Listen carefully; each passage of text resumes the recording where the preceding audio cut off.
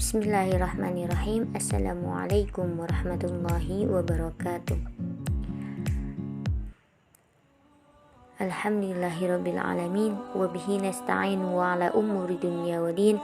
Wassalatu wassalamu ala asrofil anbiya'i wal mursalin. Wa sallallahu ala sayyidina Muhammad wa ala alihi wa sahbihi wasallim. Amma ba'du. Perkenalkan, nama saya Khairunisa. Saya dari Prodi Al-Quran Tafsir semester 4 STAI Al-Muhajirin Purwakarta. Di sini saya akan menjelaskan 3 masa kerajaan terbesar Islam. Yang pertama yaitu Turki Utsmani. Kerajaan Turki Utsmani didirikan oleh bangsa Turki dari suku Oghuz yang mendalami wilayah Mongol. Kerajaan Turki Utsmani berdiri pada abad ke-13 sampai 19. Pendiri kerajaan ini adalah Ertugrul. Karena membantu Sultan Salahuddin berperang dengan Byzantium, berkat bantuannya Sultan Salahuddin mendapatkan kemenangan. Kemudian Ertugrul dihadiahi sebidang tanah di Turki. Setelah Ertugrul meninggal, digantikan oleh anaknya yaitu Utsman, di mana Utsman ini disebut sebagai pendiri kerajaan Turki Utsmani. Dalam sejarah mencatat bahwa pada awalnya hanyalah salah satu bagian terkecil dari pemerintahan Turki dan Anatolia. Mereka masuk Islam sekitar abad ke-19 dan 10.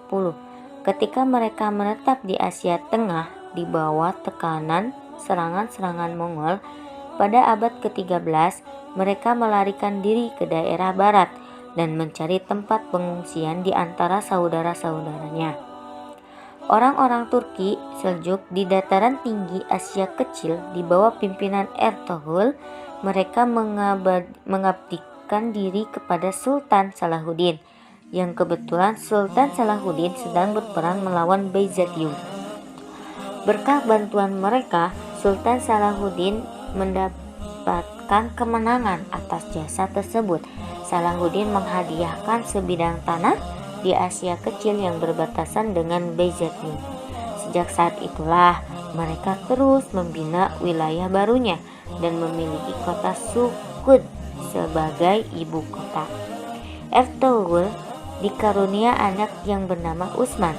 Ketika Ertugrul meninggal dunia pada tahun 1289 Masehi, kepemimpinan dilanjutkan oleh putranya Utsman.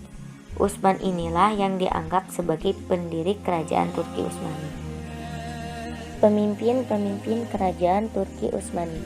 Yang pertama adalah Sultan Utsman bin Ertugrul.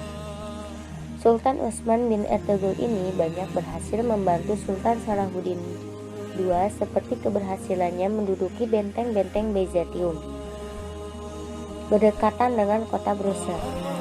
Setelah Utsman I mengumumkan dirinya sebagai Pasha al-Utsman, Raja Besar Kerajaan Utsman, tahun 669 Hijriah, tapak demi setapak kekuasaan wilayah dapat diperluas.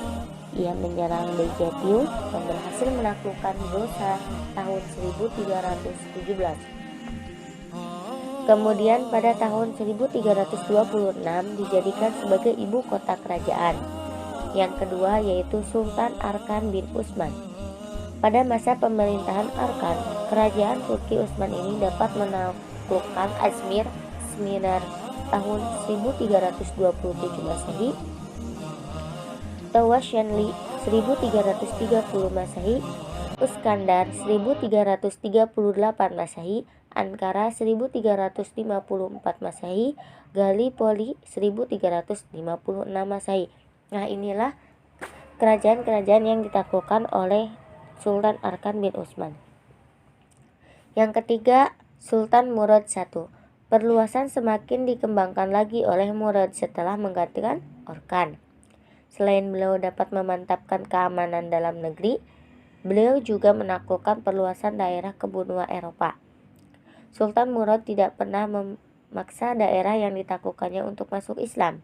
Kepemimpinan mereka tetap beliau yang pegang. Hanya mereka diharuskan membayar pajak jizyah dan beliau menaklukkan Adrianopel yang kemudian dijadikan ibu kota kerajaan Turki Utsmani pada saat itu. Yang keempat adalah Sultan Banazid I. Pada pemerintahan Sultan Banazid ini, cikal bakal terjadinya perang salib antara Banazid dan kaum Kristen, di mana Banazid ini kalah dari kaum Kristen sehingga Banazid dengan putranya Musa tertawan dan wafat dalam tawanan tahun 1403. Pada peristiwa kekalahan tersebut, penguasa Seljuk di Asia Kecil melepaskan diri dari genggaman Turki Utsmani. Nah, yang kelima ini adalah Sultan Muhammad Al-Fatih. Nah, di mana di masa pemerintahan Sultan Muhammad Al-Fatih ini masa puncak kejayaan Turki Utsmani. Sultan Muhammad diberi gelar Al-Fatih sang penakluk karena beliau dapat mengalahkan Bizantium dan menaklukkan Konstantinopel yang sudah direncanakan oleh Sultan Bayazid. Dengan terbukanya Konstantinopel sebagai benteng-benteng pertahanan terkuat kerajaan Bizantium, lebih mudah arus ekspansi Turki Utsmani ke benua Eropa. Nah, disinilah para sultan-sultan di kerajaan-kerajaan berlomba-lomba untuk menaklukkan Konstantinopel ini. Dan atas kegigihan Sultan Muhammad Al-Fatih, beliaulah yang bisa menaklukkan Konstantinopel ini. Yang keenam adalah Sultan Sulaiman Al-Qanuni. Sultan berhasil menduduki Irak, Belgrado, Pulau Rhodes, Tunis, Syria, Hijaz, dan Yaman. Tentara Turki Utsmani berhasil dengan cepat menguasai wilayah yang sangat luas, baik Afrika maupun Eropa. Yang ketujuh adalah Sultan Salim I. Pada masa pemerintahan ini terjadi perang antara tentara Turki dan tentara laut Kristen, yaitu tentara laut Spanyol. Di perang tersebut Turki Utsmani kalah dari Kristen sehingga kerajaan bisa diambil musuh. Perang terjadi di Selat Liponto, Yunani. Yang kedelapan ada Sultan Muhammad II, di mana masa ini semakin mengalami kemunduran dan terus kemunduran. Kemajuan dan kemunduran kerajaan Turki Utsmani. Kemajuan: 1. Di bidang kemiliteran dan pemerintahan. 2. Ilmu pengetahuan dan budaya. 3. Keagamaan. 1. Bidang kemiliteran dan pemerintahan. Perorganisasian yang baik, taktik dan strategi tempur militer Utsmani. Keberhasilan ekspansi tersedia juga dibarengi pula dengan terciptanya jaringan pemerintahan yang teratur. Dalam mengelola wilayah yang luas, Sultan-Sultan Turki Utsmani senantiasa bertindak tegas. Yang kedua, ilmu pengetahuan dan budaya. Kebudayaan Turki Utsmani juga merupakan perpaduan bermacam-macam kebudayaan, di antaranya Persia, Bizantium, dan Arab. Organisasi pemerintahan banyak mereka serap dari Bizantium, sedangkan ajaran tentang prinsip ekonomi, sosial, dan kemasyarakatan, keilmuan, dan huruf mereka serap dari Arab. Karena itulah di dalam khazanah intelektual Islam tidak ditemukan ilmu terkemuka dari Turki. Ketiga adalah keagamaan. Dan selanjutnya kemunduran. Qadratullah, bila ada kemajuan pasti ada kemunduran, dan ini pun terjadi pada kerajaan Turki Utsmani. Yang pertama, wilayah kekuasaan sangat luas, kelemahan para penguasa merosotnya ekonomi. Nah, inilah kemunduran kerajaan Turki. Kedua adalah kerajaan Safawiyah. Asal usul berdirinya kerajaan Safawiyah. Sebelum menjadi kerajaan besar, pada awal kerajaan Safawiyah hanya merupakan gerakan atau aliran tarekat yang didirikan oleh Syafi al-Din Ishaq al-Ardabili di Ardabil, Azerbaijan. Kerajaan Safawiyah berdiri di saat kerajaan Turki Utsmani mencapai puncak kejayaan. Pada mulanya, gerakan tarekat Safawiyah ini bertujuan memerangi orang yang ingkar dan orang yang mereka sebut ahli bid'ah. Keberadaan tarekat ini sangat penting setelah berubah dari tarekat kecil yang bersifat lokal menjadi gerakan keagamaan yang besar, artinya di Persia, Syria, dan Anatolia. Gerakan keagamaan Safawi awalnya hanya ingin memerangi orang-orang yang tidak. Lama-kelamaan, para pengikut Safawiyah menjadi tentara yang fanatik dalam kepercayaannya mazhab Syiah dan menentang setiap orang yang tidak bermazhab Syiah. Dalam perkembangannya, kerajaan Safawiyah dipimpin oleh Ismail pada tahun 1501.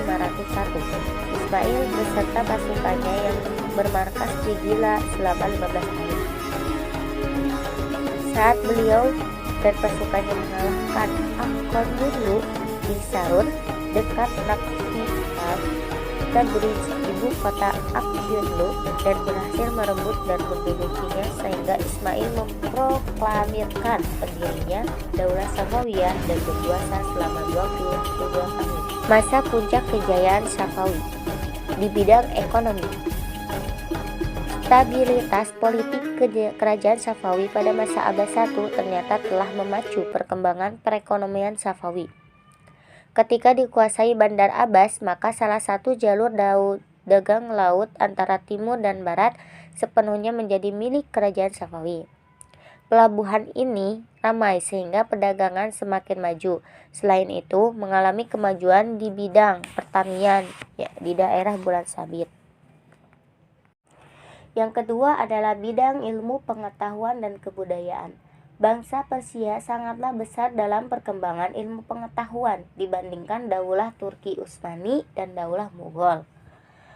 Dan disinilah muncul beberapa ilmuwan seperti Baha al-Din Asy-Syairaj, Muhammad al-Bakir, al-Din Ibnu Muhammad Damad. Sedangkan di bidang budaya banyak bangunan besar yang dibangun seperti masjid-masjid, rumah sakit, sekolah, jembatan raksasa di atas Jenderut, dan istana Ohlan Chili Sultan. Kemunduran kerajaan Safawi. Setelah mengalami kejayaan, kerajaan Safawi mengalami kemunduran. Penyebabnya yaitu yang pertama, konflik berkepanjangan dengan kerajaan Utsmani. Sempat melakukan perdamaian, tetapi tidak lama kemudian Abbas I meneruskan konflik tersebut karena dianggap mengancam terhadap wilayah kekuasaannya. Yang kedua, kemerosotan para pemimpin kerajaan.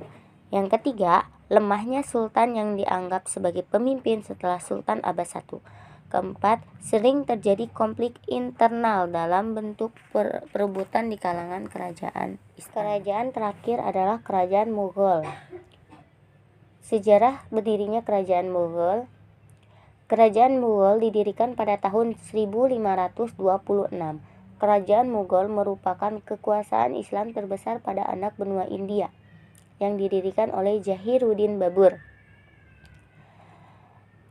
Babur dengan bantuan Raja Safawi dapat menaklukkan Samarkand tahun 1494 Masehi. Babur dapat menguasai India dan mendirikan dinasti Mughal yang beribu kota di Delhi.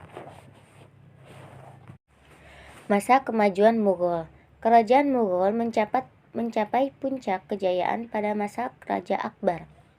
Akbar berusaha menyingkirkan Bairam Khan karena terlalu memaksakan paham Syiah. Akbar melancarkan ekspansi kepada sejumlah penguasa yang mengklaim kemerdekaan di beberapa wilayah. Wilayah Indonesia yang sangat luas berhasil disatukan dalam suatu pemerintahan yang militeristik. Kemajuan kerajaan Mughal. Yang pertama di bidang politik dan militer. Kontribusi Mughal di bidang ekonomi adalah memajukan pertanian terutama untuk tanaman padi, kacang, tebu, rempah-rempah, tembakau, dan kapas. Di samping pertanian, pemerintah juga memajukan industri tenun. Hasil ini banyak diekspor ke luar negeri. Yang kedua, bidang seni dan arsitektur.